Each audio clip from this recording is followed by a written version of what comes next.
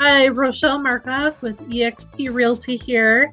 So I wanted to talk to you about what happens if a buyer comes to me saying, "Hey, I want to buy a house," and they do not have a proof of funds if they want to do a cash transaction, or if they do not have a pre-approval letter from a lender if it would be a finance transaction, versus people who do have the financing in place for that they're pre-approved for, or they do have cash, for a proof of funds letter.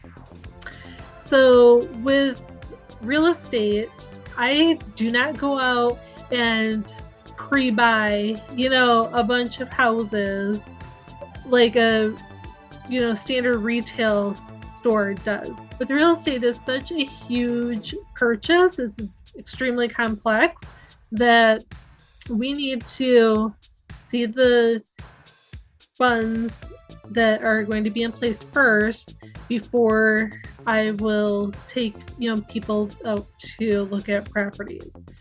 So if you are a buyer and you do not have that in your financing or cash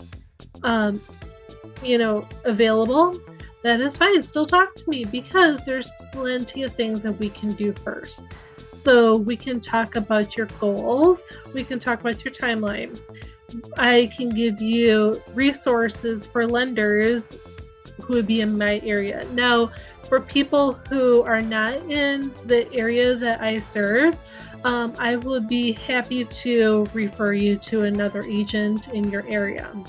So I'm working with plenty of buyers who are in that position where they are working really hard to become pre-approved, or they are working really hard to save up, for an all-cash transaction. And during that time, we meet, we talk on the phone, we text, we email, whatever form of communication they prefer. And we just check in with each other just to see where they're at. That's part of my service to you, is to help you stay on track and to see, what changes are being made with your timeline or your goals, or perhaps I had one person who decided that they didn't want to live in this area anymore. They wanted to live, several hours away, and that was out of my area that I could, help them with. So then they were referred to somebody else, and that's perfectly fine.